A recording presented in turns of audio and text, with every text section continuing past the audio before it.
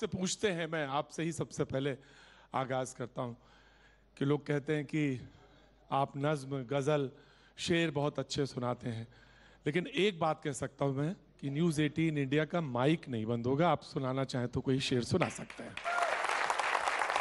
देखिए प्रतीक जी, आदम गोंडवी जी का एक शेर है कि भूख के एहसास को शेरो सुखन तक ले चलो। जी, भूख के एहसास को शेरो सुखन तक ले चलो, या गजल को मुफलिसों की अंजुमन तक ले चलो। जो गजल माशूक के जलवों से वाकिफ हो चुकी, उसको अब बेवा के माथे की शिकन तक ले चलो। तो आज हम एक, मुझे लग रहा है कि एक अच्छी बहस के लिए बैठे हैं। तरन्नुम लायक माहौल देश में बचा तो है नहीं, बोलने जैसा कुछ छोड़ा नहीं है सरकार तो ने। नहीं तो क्रांति भी कहां हुई जा रही है? आप तो आदम गोंडवी से शुरू कर रहे हैं। अब जब हमारे क्रांतिकारी साथी सत्ता के साथ चले जाएंगे तो क्या होगा, कैसे क्रांति होगी? क्रांति करते करते लोग अगर क्रांति करना बंद कर देंगे तो कैसे काम चलेगा? लोगों ने कहा कि आप इधर थे और उधर चले गए, लेकिन मुझे प्रोफेसर वसीम बरेलवी का शेर मुझे आपके लिए याद आता है। उन्होंने कहा कि उसी को जीने का हक है इस जमाने में, उसी को जीने का हक है इस जमाने में, इधर का लगता रहे और उधर का हो जाए। देखिए, हर किसी को हर चीज कहने का अधिकार है। जी जनाब। लेकिन उन्होंने जैसे कहा कि कुछ क्रांतिकारी साथी जब चले जाते हैं, तो मैं तो यही मानता हूँ कि आप ऐसे क्रांतिकारियों को शायद संभाल नहीं पाए, और बहुत सारे लोग जो चाहते हैं कि इस देश का अच्छा हो, इस देश का फ्यूचर बेहतर बने, और इसके कारण अगर कुछ अच्छा फैसला लेना पड़ा है हम लोगों को, तो मेरे लिए, मेरा ये मानना है कि हम सब के लिए खुश नसीब है। और उसका परिणाम भी 2022 के चुनाव में आपने गुजरात में देखा होगा, 156 सीटों के साथ गुजरात में सरकार बनी है। इन्होंने तो जातिगत समीकरण बना के 1985 में 149 सीट लाए थे। हमने कोई जातिकरण समीकरण नहीं बनाए, हमने विकास मॉडल को महत्व दिया, और इसी कारण देश के यशस्वी प्रधानमंत्री नरेंद्र भाई मोदी जी के नेतृत्व में 156 यानी कि 156 सीट आई है। और गजब बात ये बताओ कि 3 निर्दलीय विधायक थे, वो भी हमारे साथ है, अभी 159 है। क्या बात है। लेकिन आप जिस सांस में आज नरेंद्र भाई मोदी का नाम लेते हैं, उसी किसी जमाने में राहुल गांधी का भी लेते थे। देखिए, मैंने कभी भी तो राहुल गांधी में जो ये सब बातें आज हो रही हैं कि वो जाते हैं विदेश में बोल देते हैं, क्या ये चीजें हैं उनमें? देखिए, मेरा ये मानना है कि आपको अगर नाराजगी इस देश में रहकर किसी नेता से है, तो आप दूसरे देशों में जाकर इस देश की तो बदनामी नहीं कर सकते। और दूसरी एक बड़ी बात यह है कि उन्हीं के माता पिता इस देश का नेतृत्व कर चुके हैं। अगर आप जब देश की बदनामी करते हैं तो आप अपने माता पिता का भी नाम बदनाम कर रहे हैं बाहर जाके। और दूसरी एक बात बहुत ही स्पष्ट है कि आप जब देश के बाहर जाते हैं तो देश के बाहर जाके ये तो नहीं कह सकते कि हमारे भारत में ये है, हमारे भारत में वो है। आप ये जरूर कह सकते हैं कि हमारे भारत के भीतर नेता है, हमारी नेता से नाराजगी है, लेकिन पूरे देश के खिलाफ आपकी नाराजगी है। तो मेरा ये मानना है तो फिर आपको वहीं रहना चाहिए और वहीं रहकर ही आप अपनी बात रखिए। हार्दिक भाई, आपने राहुल जी का वो कैम्ब्रिज का भाषण पूरा सुना है? तो क्या कहा है उन्होंने, जरा वो बताइए क्या कहा है राहुल गांधी जी ने? उन्होंने कहा कि मेरा फोन भी टैप कर दिया गया।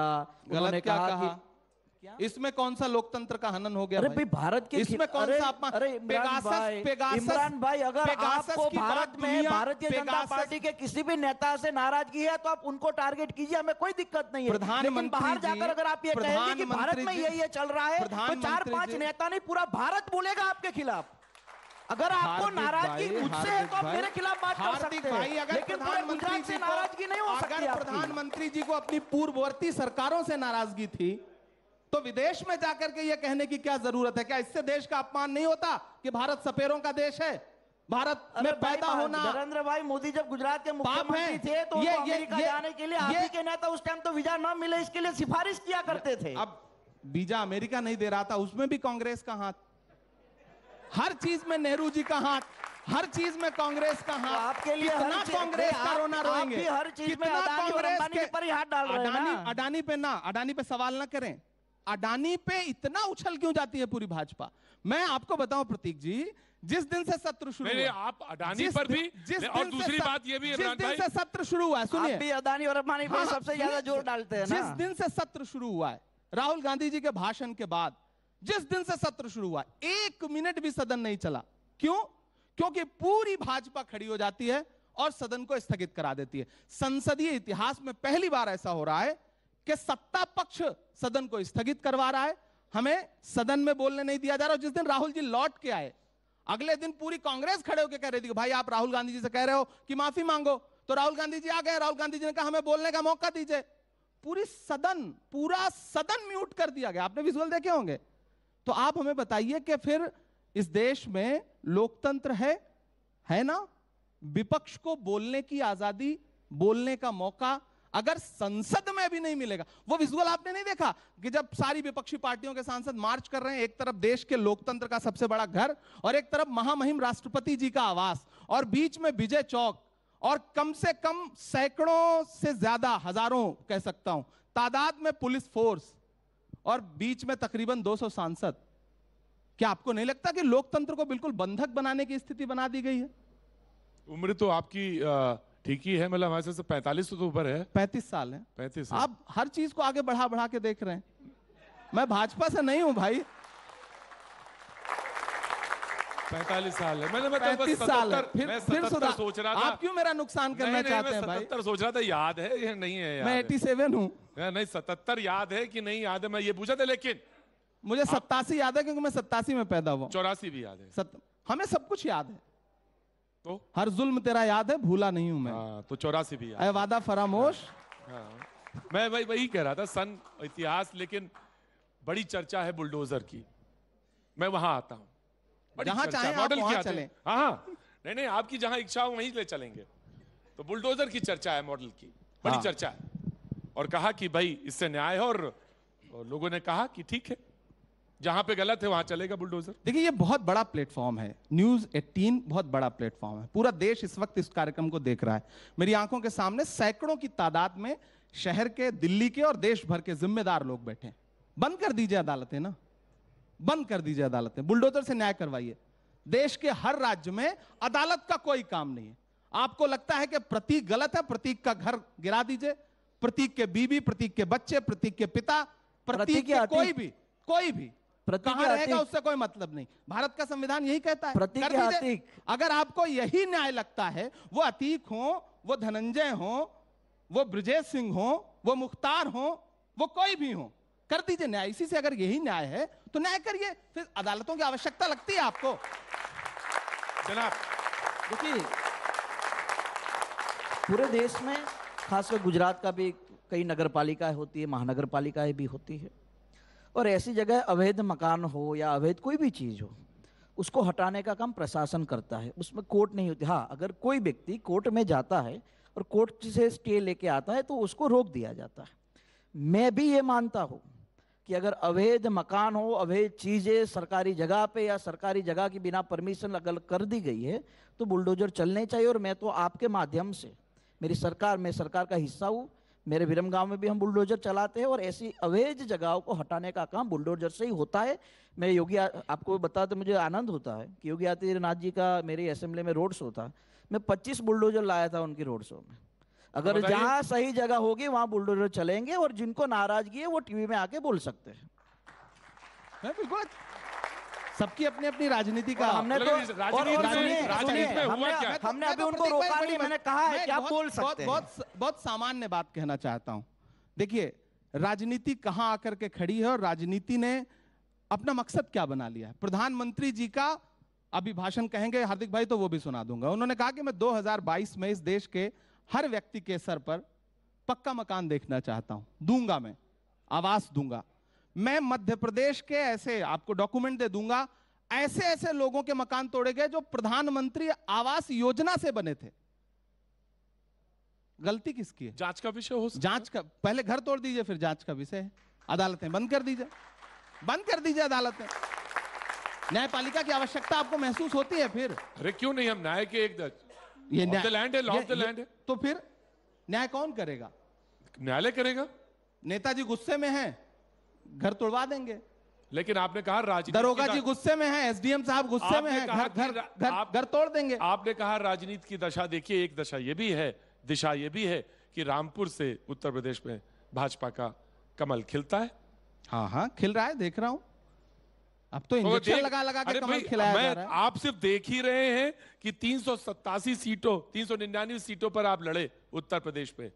387 पर जमानत जब्त हो गई, आप देख ही रहे हैं अभी तक। प्रतीक जी मैं बहुत संवेदनशीलता के साथ एक बात कहना चाहता हूं। अब ये मत बताइएगा, अब ये मत कहिए कि हम चुनाव लड़ रहे हैं, जीत हार हमारे राजनीति में नहीं होते। सामान्य तरीके से बहुत संवेदनशीलता से एक बात कह रहा हूं, क्या जीत ही हर चीज का पैमाना है? वाह, तो आप क्या जीत ही तय करेगा कि जो गलत है वो भी सही है? बिल्कुल, अगर राजनीति में है तो राजनीति में है तो जीत ही तय करेगा ना। उस दिन जिस दिन सारे आपके भी कुछ पत्रकार साथी यहां बैठे होंगे, कुछ पत्रकार साथी भी वहां थे जिस दिन सांसदों ने मार्च निकाला, पार्लियामेंट से बाहर निकले और बैरिकेड कर दिया गया। सिर्फ सांसद बैरिकेड नहीं किए गए थे, सारे पत्रकार लोकतंत्र का चौथा खंबा 200 मीटर दूर बैरिकेड किया गया था। एक बाइट लेने को तरस रहे थे, क्योंकि जीत है उनके पास। तो अगर जीत ही सब कुछ पैमाना है तो जितने संस्थान है सब ढहा दीजिए, मीडिया को बैरिकेड कर दीजिए। संभल याद है, संजय राणा नाम का छोटा सा पत्रकार मंत्री गुलाबो देवी से उसने सवाल कर लिया, अगले दिन जेल में था। जीत पैमाना है तो यह भी बर्दाश्त करिए, जितने संस्थान है सबको कुचल दीजिए। ये यहां बातें बैठ के कहना बहुत आसान है। जमुना उपाध्याय का एक शेर है, ये चुनर धानी धानी भूल जाते, ये पुरवा की रवानी भूल जाते, जो आकर 4 दिन गांव में रहते तो सारी लंतरानी भूल जाते। क्या बात है। ये कहते हैं कि लोकतंत्र जो है धब्बेदार हुआ है, और यही बात उन्होंने कही विदेश में, कैम्ब्रिज में। देखिए, जब विपक्ष की भूमिका में, हम भी विपक्ष की भूमिका में कुछ समय रहे थे, हम भी उतनी जोर शोर से बातें रखते थे। और मैंने अभी, हमारा असेंबली सेशन चल रहा है, उसकी छुट्टी लेकर मैं आप लोगों के बीच आया हूँ जी। हमारा एक कानून बन रहा था जो एग्जाम के पेपर लीक होते उस पर, और उस पर मुझे बोलने का कुछ समय मिला था असेंबली के भीतर। तो मैंने कहा कि सड़क पे अगर हम चिल्लाते हैं, सड़कों पे हल्ला करते हैं, सड़कों पे भीड़ इकट्ठा करते हैं, और ऐसी ही प्रकार की चीज़ें जब असेंबली के भीतर बोलना होता है तो फर्क होता है।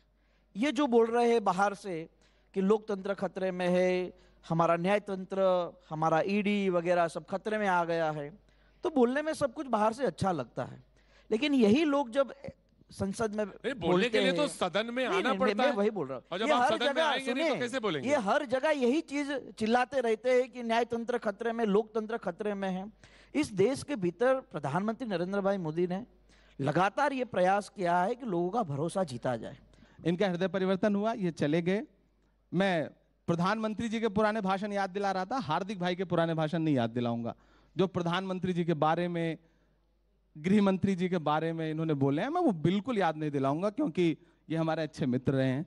लेकिन अगर जवानी के जोश में हम समाज के हितों के लिए लड़ते हैं तो स्वाभाविक है कि प्यार से तो आंदोलन होते मैं अगर आप हार्दिक भाई से पूछूं, मैं अगर हार्दिक भाई से पूछूं कि समाज का वही हित अब कहां चला गया?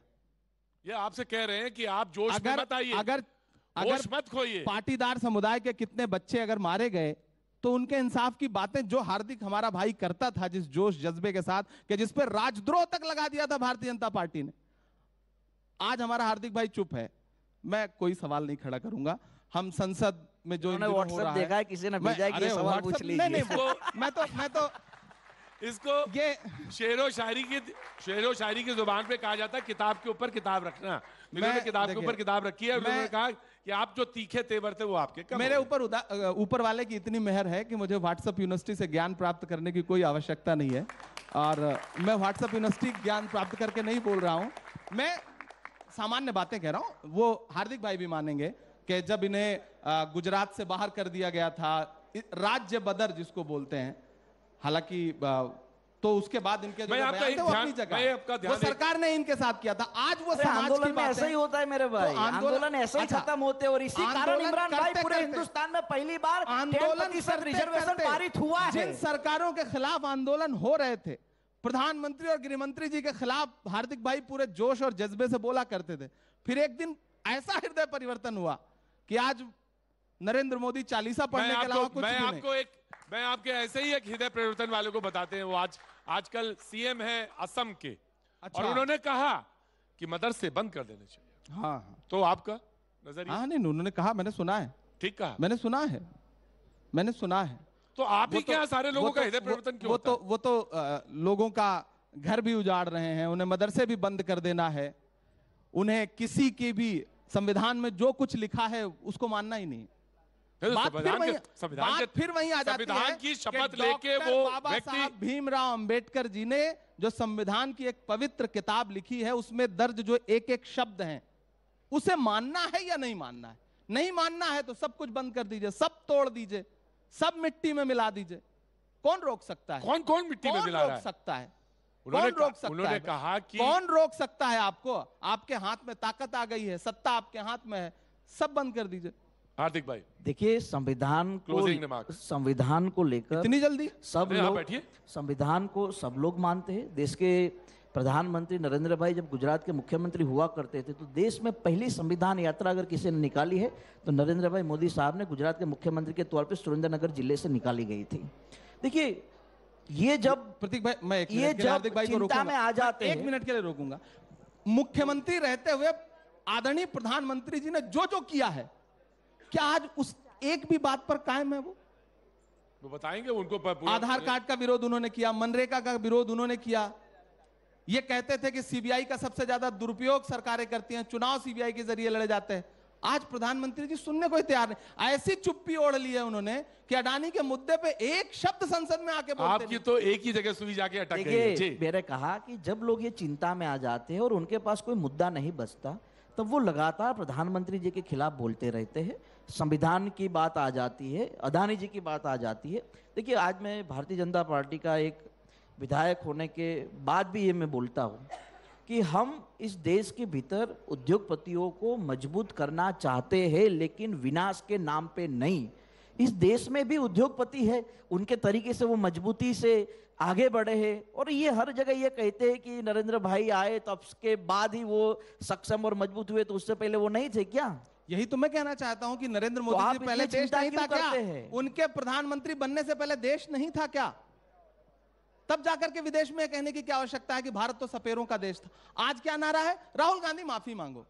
राहुल गांधी इस बात के लिए माफी मांगे कि उन्होंने भारत को जोड़ने के लिए 3,500 किलोमीटर पैदल यात्रा की। राहुल गांधी इस बात के लिए माफी मांगे कि वो ये कहते हैं कि लोकतंत्र बचाओ। माफी तो भाजपा को मांगनी चाहिए, 15 लाख के